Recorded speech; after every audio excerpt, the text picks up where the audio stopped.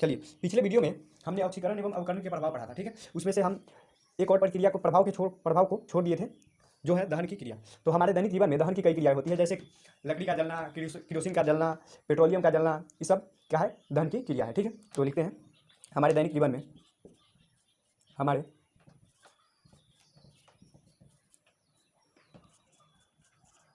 दैनिक जीवन में दहन की कई क्रियाएं होती है, जैसे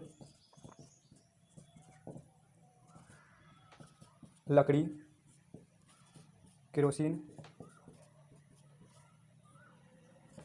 पेट्रोलियम, कोयला इत्यादि का जलना, इत्यादि का जलना। तो दहन की क्रियाएं हम समझ चुके हैं कि दहन की क्रिया क्या होती है, कि हमारे दैनिक जीवन में जितना कोई भी पदार्थ जलता है उसमें सब में क्या होती है, दहन की क्रिया होती है। जैसे में हम लकड़ी का जलना, किरोसिन का जलना, पेट्रोलियम का जलना, कोयले का जलना, ये सब क्या है, दहन की क्रिया में होता है, ठीक है। तो हम आगे बढ़ते हैं। आगे हम क्या पढ़ेंगे, आगे हम दहन और ज्वाला के बारे में जानेंगे। किसके बारे में जानेंगे, दहन और ज्वाला के बारे में, ठीक है। तो हम इसको मिटा देते हैं। देखिए, दहन और ज्वाला पढ़ने से पहले हमको जानना पड़ेगा कि पदार्थ ज्वलनशीलता के आधार पर, यानी कि जलने के आधार पर पदार्थ कितने प्रकार के होते हैं। जलने के आधार पर पदार्थ दो प्रकार के होते हैं, पहला होता है ज्वलनशील और दूसरा होता है अज्वलनशील, यानी कि दहनशील और अदहनशील, ठीक है। तो हम लिख लेते हैं ज्वलनशीलता के आधार पर, ज्वलनशीलता के आधार पर,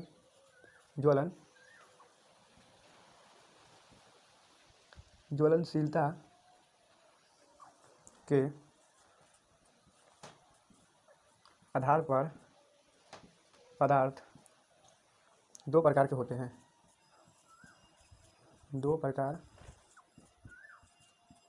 के होते हैं। पहला होता है ज्वलनशील और दूसरा होता है अज्वलनशील। क्या, अज्वलनशील।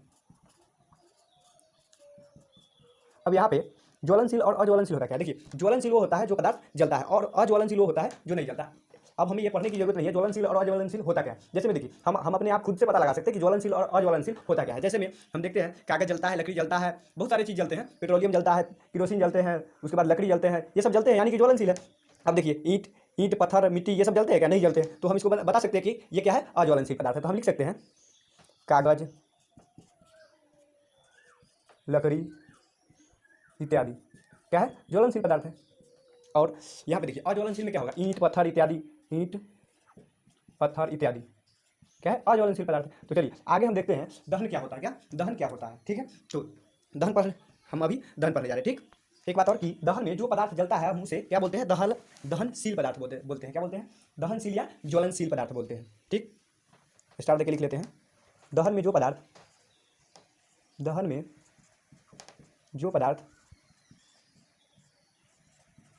जलता है उसे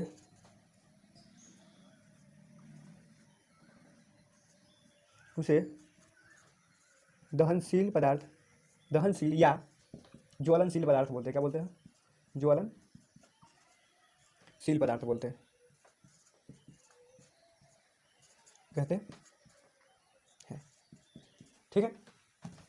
तो हम आगे पढ़ते हैं, इसके बारे में जान चुके हैं क्या, ज्वलनशील और दहनशील होता है क्या। दो ज्वलनशील और दहनशील लिखिए, क्या होता है, दहन में जो पदार्थ, यानी कि जो पदार्थ जलता है उसको हम क्या बोलते हैं, दहनशील पदार्थ या ज्वलनशील पदार्थ बोलते हैं, ठीक। अब हम यहाँ पढ़ते हैं कि दहन क्या होता है, क्या पढ़ने जा रहे हैं, दहन क्या होता है। दहन, तो हम लिखेंगे, दहन की परिभाषा लिखेंगे, किसी पदार्थ के, क्या लिखेंगे, सॉरी दिखाई नहीं दे रहा होगा, दहन किसी पदार्थ के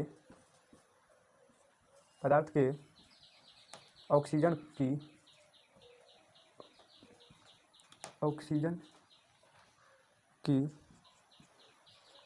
उपस्थिति में जलना, नहीं, किसी पदार्थ के ऑक्सीजन की उपस्थिति में जलने पर, उष्मा एवं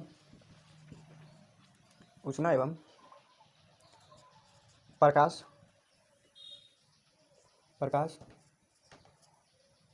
उत्पन्न होता है। जलने की इस क्रिया को क्या बोलते हैं, इस क्रिया को दहन कहते हैं। देखिए दहन की परिभाषा में आप जान चुके हैं कि किसी पदार्थ का ऑक्सीजन की उपस्थिति में जलना, ऑक्सीजन की उपस्थिति में जलना। ऑक्सीजन की अनुपस्थिति में कोई भी पदार्थ नहीं जल सकता है, ठीक है। ऑक्सीजन की अनुपस्थिति में कोई पदार्थ नहीं जल सकता, ठीक है। तो ऑक्सीजन की उपस्थिति में किसी भी पदार्थ का जलना और उसमें से ऊष्मा और प्रकाश का निकल ऑक्सीजन की उपस्थिति में जब कोई पदार्थ जलता है तो क्या होता है कि उसमें से ऊष्मा और प्रकाश निकलता है। तो जलने की इस क्रिया को हम क्या बोलते हैं? दहन बोलते हैं। क्या बोलते हैं? दहन बोलते हैं, ठीक है। तो हम चलते हैं अब आगे पढ़ने। हम आगे क्या पढ़ेंगे? ऑक्सीजन की उपस्थिति में दहन होता है, ये तो हम जान चुके हैं। अब क्या होता है कि दहन के अपोषक के बारे में जानेंगे। क्या बात जानेंगे? दहन के अपोषक, दहन के पोषक और दहन के अपोषक के बारे में जानेंगे। तो चलिए, जो पदार्थ स्टार्ट करके लिखते हैं, जो पदार्थ दहन की क्रिया में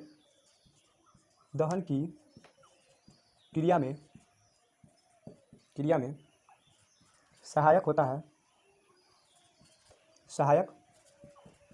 होता है उसे दहन का पोषक कहते हैं तथा जो सहायक नहीं होता है उसे अपोषक कहते हैं।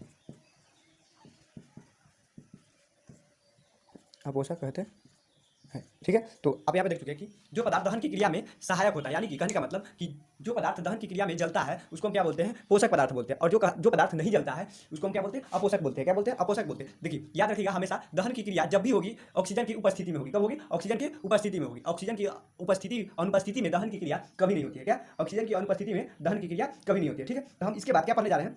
इसके बाद हम पढ़ने जा रहे हैं कि दहन की क्रिया के लिए कौन कौन से पोषक पदार्थ का होना आवश्यक है, ठीक है। चलिए तो हम आगे बढ़ते हैं, इसको मिटा देते हैं।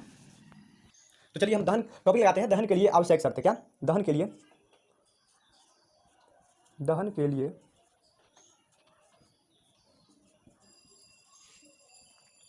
आवश्यक शर्तें। क्या? दहन के लिए आवश्यक शर्तें, ठीक है। टॉपिक लगा लिए। अब इसके बाद देखिए, हम अपने आप से सोच सकते हैं कि दहन के लिए किस किस चीज़ का होना उपस्थिति, मतलब कि उपस्थिति होना अनिवार्य है। देखिए जैसे में हम जानते हैं कोई भी पदार्थ जब जलता है तो क्या होना चाहिए? सबसे पहला पदार्थ होना चाहिए कि दहनशील पदार्थ होना चाहिए। जो भी पदार्थ जल रहा है, यानी कि कहने का मतलब दहनशील पदार्थ की उपस्थिति होना चाहिए। यानी कि हम ईंटा बालू पत्थर को तो जला नहीं सकते, तो हमारे पास कोई भी जलाने के लिए दहनशील पदार्थ होना चाहिए। क्या होना चाहिए? दहनशील पदार्थ होना चाहिए, ठीक है। उसके बाद क्या होना चाहिए कि दहन के पोषक पदार्थ होना चाहिए। दहन के पोषक पदार्थ जैसे में ऑक्सीजन या हवा होना चाहिए। क्या होना चाहिए? ऑक्सीजन या हवा होना चाहिए, ठीक है। तो जब तक ऑक्सीजन नहीं होगा ना, ऑक्सीजन की अनुपस्थिति में कोई भी दहन की क्रिया नहीं होती है। एक दो दहन की क्रिया ऑक्सीजन की अनुपस्थिति में हो जाती है। लेकिन तीसरा क्या होगा कि ज्वलन ताप की प्राप्ति। इसका कहने का मतलब होता है, ज्वलन ताप की प्राप्ति का मतलब देखिए, हम किसी भी पदार्थ को जब जलाते हैं, मान लीजिए कि हम कागज जला रहे हैं। क्या जलाए? कागज जलाए और क्या जलाए? दूसरा जलाए। ये पहला कागज जला और दूसरा लकड़ी जला लिए। क्या जला लिए? लकड़ी जला ली। तो हम देखते हैं कि कागज लकड़ी की अपेक्षा पहले जल जाता है और जल्दी आग पकड़ लेता है। इसमें जल्दी होता है, इसमें जल्दी दहन की क्रिया होना शुरू हो जाता है। लेकिन इसमें क्या होता है? इसमें देर से दहन की क्रिया होना शुरू होता है, ठीक है। तो इसका कारण यह है कि इसमें क्या होता है? ज्वलन ताप की प्राप्ति। इसको ज्यादा ज्वलन ताप पे जलता है और ये कम ज्वलन ताप पे जलता है, ठीक है। इसी के कारण क्या होता है कि कागज जल्दी जलता है और लकड़ी थोड़ा देर से आग पकड़ता है, ठीक है। चलिए तो हम इसके बाद यहाँ समझ चुके हैं कि ज्वलन ताप होता क्या है, ठीक। ज्वलन ताप के बारे में हम समझ चुके हैं कि किसी भी ज्वलनशील पदार्थ को जलाने के लिए सबसे आवश्यक क्या होता है कि ज्वलन ताप की प्राप्ति। ज्वलन ताप जब तक उसको सही नहीं मिलेगा, जब तक कोई पदार्थ नहीं जलेगा, ठीक। हम एक क्या करेंगे, अगर आप चाहते हैं ऐसा करना, तो देखिए कभी एक लकड़ी ले लीजिएगा, मोटा लकड़ी, और उसमें माचिस की तिली से पूरे दिन आग लगाते रहिएगा। क्या आग लग जाएगा? उसमें नहीं लगेगा, ठीक है। तो इसका मतलब, कहने का मतलब कि आप जो उसको टेम्परेचर दे रहे हैं, उसको जो चाहिए उस टेम्परेचर को वो जो ऑब्जर्व करना चाहता है, वो टेम्परेचर आप नहीं दे पा रहे। इसका मतलब हुआ कि उसको आप ज्वलन ताप पूरा नहीं दे पा रहे, इसी कारण वो लकड़ी नहीं जल रहा है, ठीक है। तो चलिए हम आगे देखते हैं दहन के लिए आवश्यक शर्तें। तो आप 3 शर्तें जान चुके हैं, हम उसी को लिख लेते हैं। क्या लिख लेते हैं, ठीक है। तो पहला है दहनशील पदार्थ की उपस्थिति। दहनशील पदार्थ की उपस्थिति, ठीक है। और दूसरा है दहन के पोषक पदार्थ की उपस्थिति। क्या? दहन के पोषक पदार्थ की उपस्थिति। दहन के पोषक पदार्थ की उपस्थिति, ठीक है। तो ये दूसरा हो गया। और तीसरा क्या होगा? देखिए तीसरा होगा कि ज्वलन ताप की प्राप्ति। ज्वलन ताप की प्राप्ति, ठीक है। तो दहनशील पदार्थ की उपस्थिति आप जान चुके हैं कि किसी भी पदार्थ को जलने के लिए वो जरूरी होना चाहिए कि वो ज्वलनशील पदार्थ होना चाहिए। उसके बाद होना चाहिए कि हम किसी भी पदार्थ को ऑक्सीजन की उपस्थिति में जला सकते हैं, यानी कि हम हवा होना चाहिए, ठीक है। ऑक्सीजन के बिना कोई भी पदार्थ नहीं जलता है। देखिए कभी कभी क्या होता है कि हम देखते हैं अपने दैनिक जीवन में कि क्या देखते हैं कि हमारे कमरे में हम जो जिस कमरे में रहते हैं उस कमरे में कभी मोमबत्ती या दिया जलते रहता है, ठीक है। तो उसको हम क्या करेंगे कि अगर हमको ऐसा पता करना है कि सच में क्या दहनशील पदार्थ को जलने के लिए पोषक पदार्थ की उपस्थिति होना अनिवार्य है या नहीं, तो हम क्या करेंगे कि उस मोमबत्ती को क्या करेंगे, जलते हुए मोमबत्ती को एक डब्बे से रख देंगे ताकि इसमें कोई हवा अंदर प्रवेश ना कर सके। तो आप देखेंगे कि थोड़ी देर बाद ये मोमबत्ती जलना बंद कर देगा, क्या कर देगा, जलना बंद हो जाएगा, ठीक है।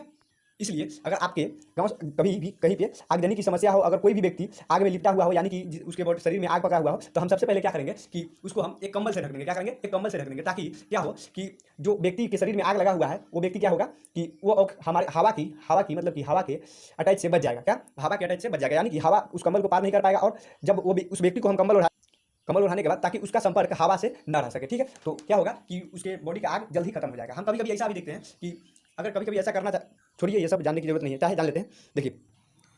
देखिए कपड़े के एक टुकड़े को एल्कोहल और जल के मिश्रण से भिगोकर यदि हम उसमें आग लगा दिया जाए तो कपड़े का वह टुकड़ा तुरंत आग पकड़ लेता है। कुछ देर बाद आग बुझ जाता है, परंतु कपड़ा बिना जले शेष रह जाता है, क्या, शेष रह जाता है। इसका कारण यह है कि अल्कोहल का ज्वलन ताप क्या था, अल्कोहल का ज्वलन ताप कम था और वह तुरंत जलने लगता है।